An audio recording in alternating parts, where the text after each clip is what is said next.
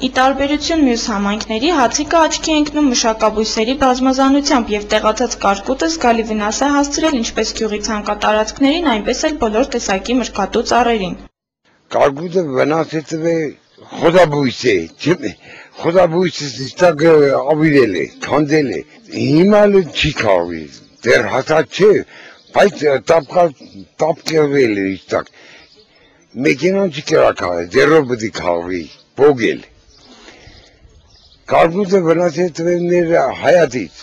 կարտոֆիլին, կաղամբից, շարքամից, շարքամ, որ նոր պապու շարքամ է, ստատոպոտկատու ծառները ոչնչացրել է։ Ոչ տանձում կա ոչ խնձոր,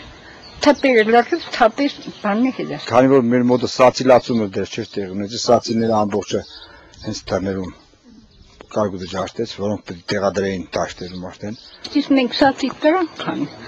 Դա ելի առել ենք փողով 10 դրամ։ Ես ենք ազատանից բերին, կարելի տնվել։ Այժմ գյուղացիները ստիպված են վերսկսել հողագործական աշխատանքները։ Գյուղապետարանում կարկուտի պատճառած վնասի չափերի մոտավոր հաշվարկներ են կատարել եւ ներկայացրել մարզպետարան, սակայն փոխհատուցման ակնկալիք չունեն ոչ գյուղապետարանի աշխատակիցները, ոչ համագյուղացիները։ Փոխհատուցման հույս չենք կրամենա, որովհետեւ իմ կարծիքով դա պետության կառավարության հարցն է, մենք մարզպետարան դիմել ենք, մարզպետարանը չի կրակ փոխհատուցումը։ Գոնե սացիդի տեսքով կրան փոխհատուցում տա, լավ կերնի։